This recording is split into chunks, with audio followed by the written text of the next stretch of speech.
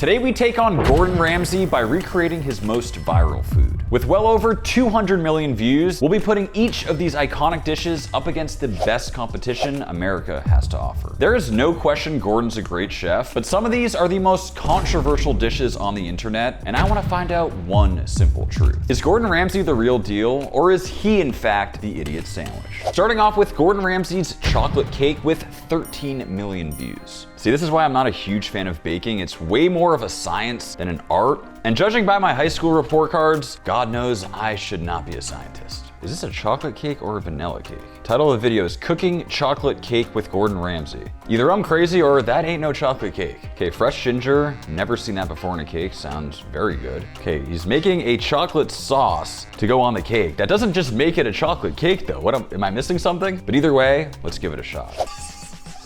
And we'll start with the butter, sugar, because we're healthy, and whisk. Egg 1, egg 2, and egg 3. Baking powder, and the vanilla. Sifting in the flour, and get it mixed up. Just a little splash of milk, a couple of tablespoons. Need a little bit of milk? Get over here, Daisy. Oh. That is as fresh as it gets. Mom never let me do this, but guess what? I'm an adult now. Sorry, Mom. Into the pan and bake. For the filling, we'll add the cream. No Daisy? Nah, she's retired for the day. And the ginger. And whip.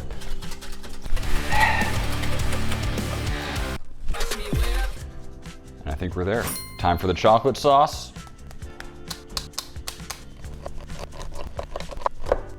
And with the butter and that warm, sweet cream over the top.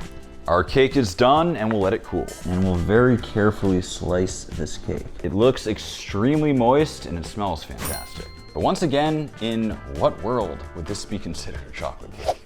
And we'll throw on the top and on with that chocolatey glaze. Not gonna lie, this cake is looking fantastic. Let's go for a slice. It almost reminds me more of like a Boston cream donut than a cake. It is very messy, but what matters most is the taste. And for the comparison, we have something extremely special. This is America's top-rated chocolate cake. If there's any chocolate cake that should be going up against Gordon's, it's this one. I'm not gonna lie, it does look a bit basic, but we gotta go for a slice. Now, that right there is chocolate cake.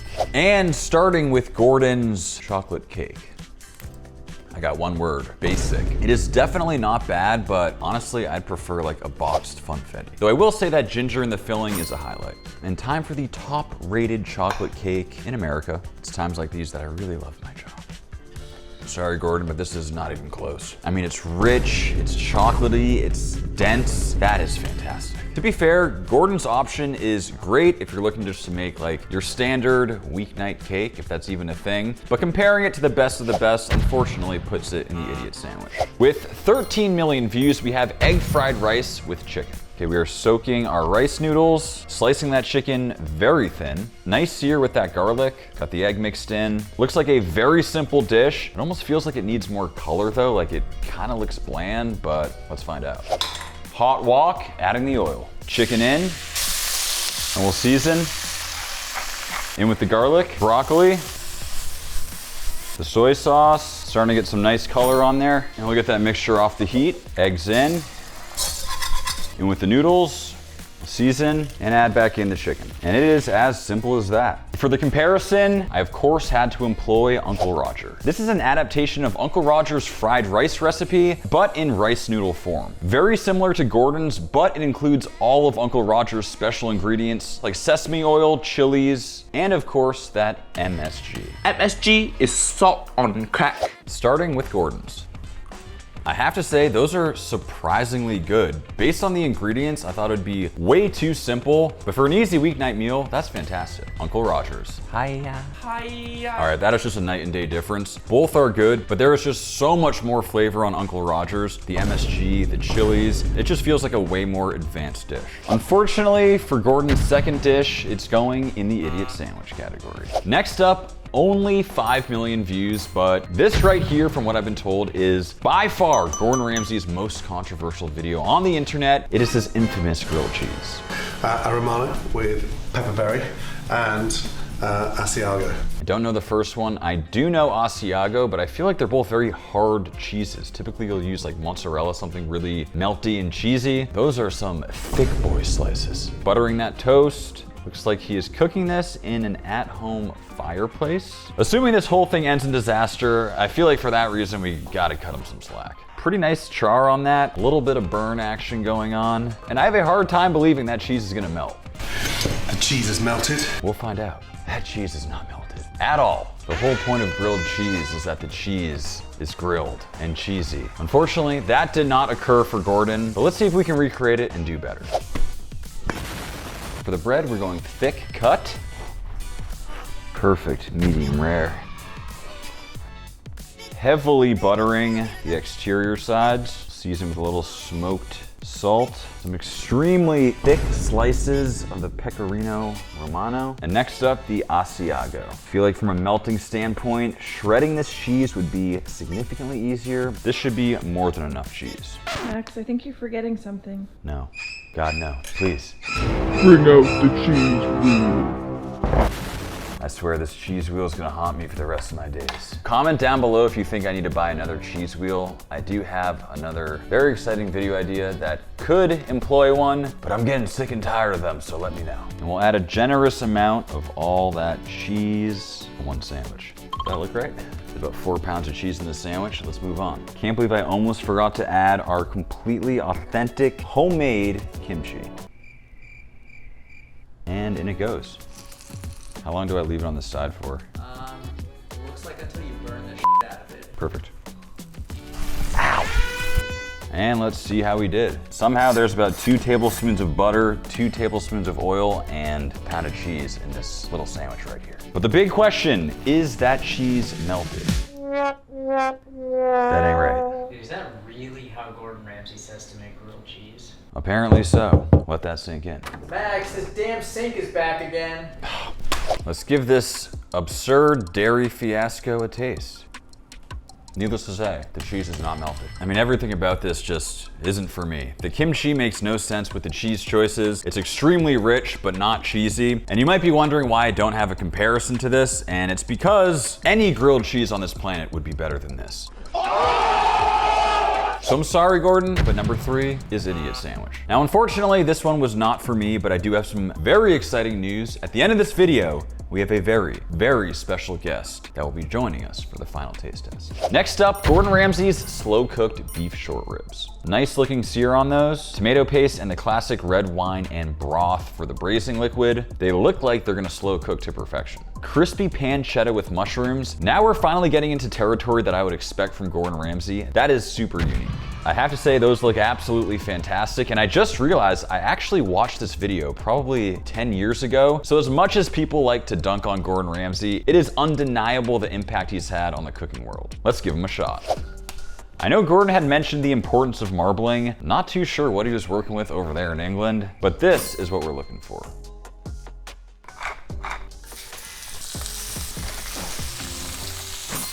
Throw in the garlic, adding in the tomato paste, and with the wine, I'll throw in that beef stock. And we'll let this simmer for a couple hours. For the sauce, I'll throw in the pancetta, getting crispy, so mushrooms in.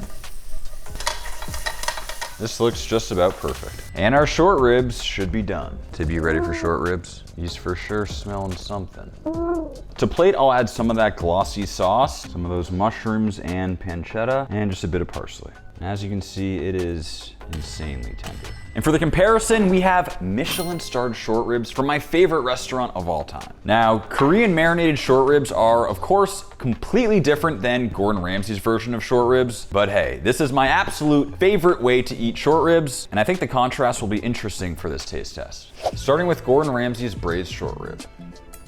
That is extremely tender. I mean, it just completely falls apart in your mouth. And that beefy flavor is so intense. That's a 10 out of 10. Time for Cote Steakhouse Korean barbecue. I am very biased because Korean barbecue is my #1 favorite food. Cheers.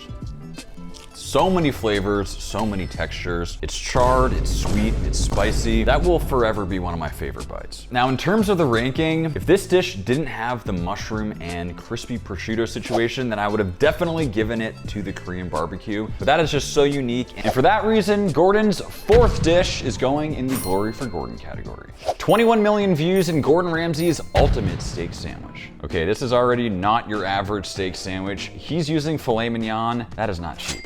Tangy and spicy tomato relish. That looks delicious. I've definitely seen better crusts on a steak, though it looks like he cooked it pretty well. A very rustic looking cross section. Looks fantastic. Let's make it. And we'll season with salt and black pepper. Into the pan to sear. Throw down the garlic and a bed of thyme. Just like Gordon says, we'll throw the steak on that nice bed, butter in, and we'll give it a little baste. And we'll let that finish cooking in the oven. Now for the relish, we'll add the onion and chili, salt, in with the tomatoes.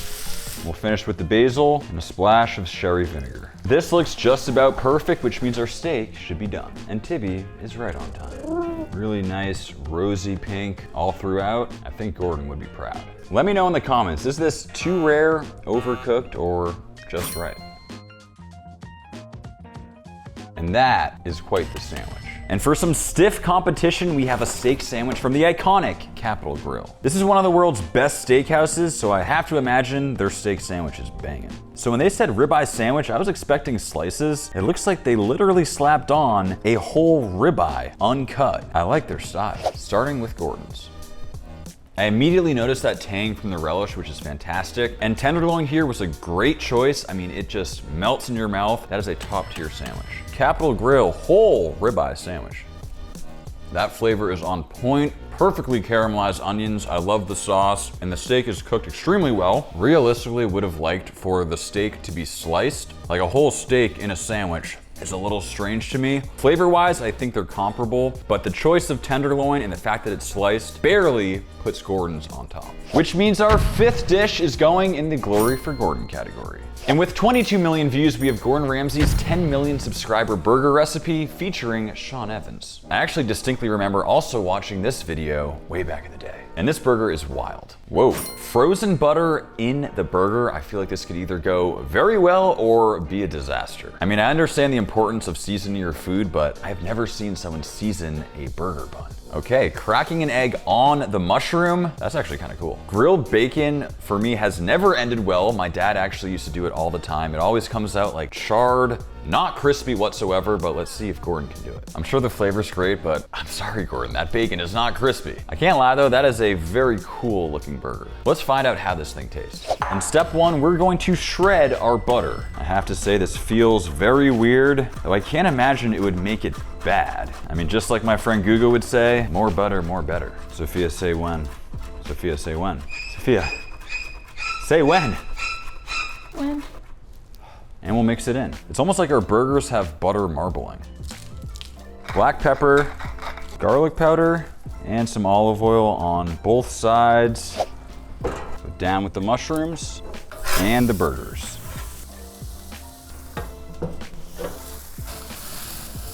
Next, we'll throw on the bacon. Those burgers are looking amazing. We'll add the cheese. And for the mushrooms, we'll see if this egg stays on. Oh my God. Houston, we have a problem. Egg not working out. Bacon, this is looking fantastic. Time for egg round two. We have a more even surface. Oh my God, no. Damn it. We had scrambled eggs in the bottom of our grill. I'm gonna try one more, and if that doesn't work, then we're done. Round three. Egg. Oh my God, we did it. We'll let the egg cook, but our bacon is done. We'll season our egg with black pepper. Oh my God. We're just gonna fry an egg. Bun, sauce, arugula, tomato. Now we'll add that bacon on both sides here. Burger, our mushroom that does not have an egg, our separately cooked egg. Knowing Gordon, I probably need to season this too. And we'll top it off. And that is a big boy sandwich. And for the comparison, we're bringing out a burger from Gordon Ramsay's arch nemesis, Jamie Oliver. This is Jamie Oliver's best beef burger recipe. And the big difference is that inside the meat, he adds things like parsley and crackers, so it's almost like more of a meatball. But it's time for these two heavyweights to collide. Starting off here with Gordon's. There is a lot going on in this burger, but it doesn't feel like too much. Cooking that egg on the mushroom, I would not recommend. This burger in general, for sure. Moving on over to Gordon Ramsay's nemesis, Jamie Oliver. It's good, but it's basic. Personally, I never like adding stuff to the ground beef. It does give it that like meatball vibe. This one though, for sure isn't bad, but when we compare it to this burger right here, there is just no question, and it's another win for Gordon Ramsay. You guys knew it was coming. Gordon Ramsay's 33 million view beef Wellington, and it's his Christmas version. Nice initial sear. So far looking good. If there's one recipe Gordon should absolutely nail, it's gotta be the beef Wellington. Interesting, he's adding chestnuts to the duxelle. I've never seen that before.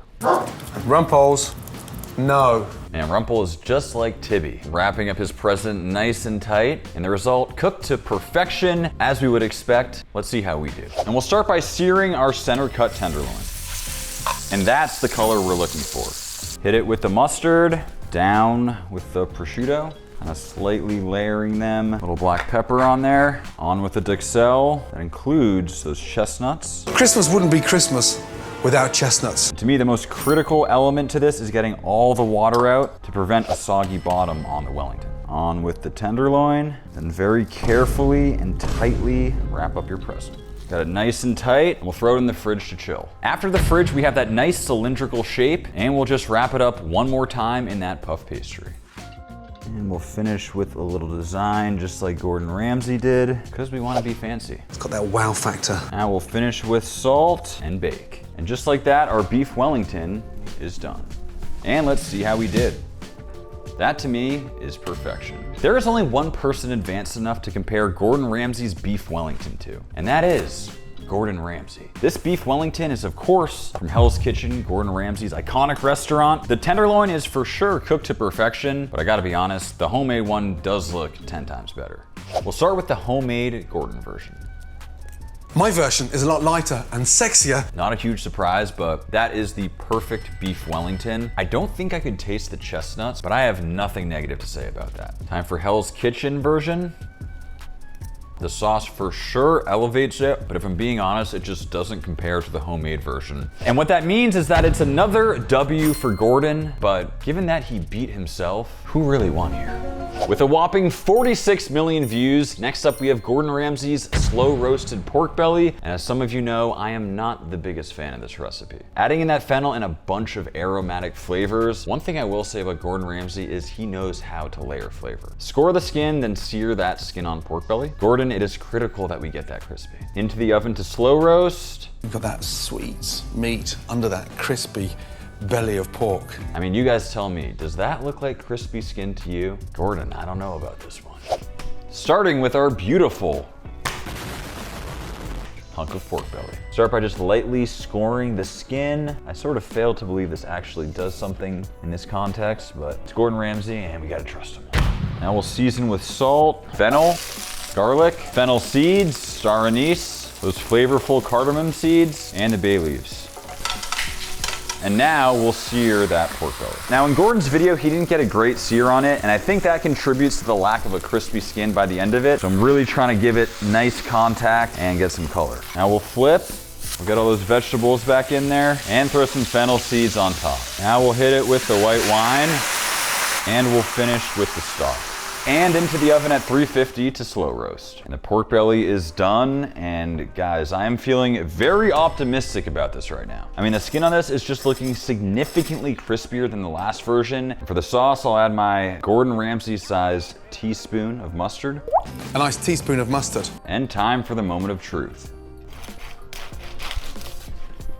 Feels significantly better than last time, and the meat itself looks perfectly rendered and extremely juicy. We'll see if that skin is actually crunchy. It does have sort of a firm feel to it. Only time will tell. And for the comparison, we have a crispy pork belly from one of my previous videos. And as you can see, it looks very different. For this process, I smoked it to 155 internal, threw it in the fridge overnight to cool down, then into a screaming hot 500-degree oven until it looks like this. Extremely juicy meat, and you can see how that skin is just shatteringly crispy. Starting with Gordon's, Zero exaggeration, that skin is completely stuck to my molars. It's like gummy and gooey. It's completely inedible. It is not good at all. And number 2. You guys can hear that, right? That is an unedited crunch. Completely shatters and just breaks down in your mouth. That right there is what we're looking for when it comes to pork belly skin. The huge difference is that this one was cooked at 500 degrees for multiple hours. This was cooked at 350 for a total of like 2.5. Not even close to enough to get that thing crispy. For that reason, it is absolutely clear this guy right here is an idiot sandwich. Now, Gordon's pork belly is not a recipe that I approve of, but what I do approve of is Max Jerky's bacon. Our maple bacon burnt ends are by far our most popular and best seller. If you haven't tried them yet and you want to support the channel, this right here is the best way to do it. We also have a wide range of other flavors. We appreciate your support. We have made it to Gordon Ramsay's most viewed video, 50 million views. Gordon Ramsay catches a king crab. They're big, they're ugly, and they're coming to get us. Kyle, are they talking about you? Is he actually going in that ice right now? I'm shitting myself. TMI, Gordon. Oh my God, they're everywhere. That is ridiculous. One thing about Gordon is he talks the talk, but he clearly walks the walk. And I'm realizing this means I need to buy another king crab. That looks mouth-watering, keeping it very simple as he should with just the sauce. There really is nothing like king crab. So this is the part where I would normally bring out a whole king crab, but I've been getting yelled at a lot by my sister lately. Turns out I've been spending all of our money on king crabs and parm wheels, so let's cut to some B-roll of the last video.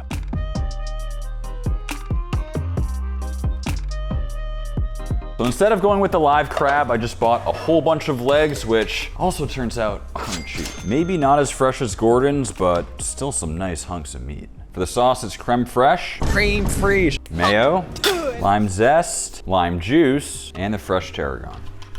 A meal fit for a king, and I didn't have to swim to the bottom of the ocean for it. And for the comparison, we have something very special. This is king crab from what is arguably the best seafood restaurant in America. Somehow, what you're looking at is $100 worth of king crab. For some contrast to Gordon Ramsay's method, these here are grilled. And we have made it to the final taste test. I think he's here. You donut. Well, the pressure is certainly on for this final taste test. We'll start with Gordon's. Oh, that tastes like absolutely delicious king crab. Now the competition.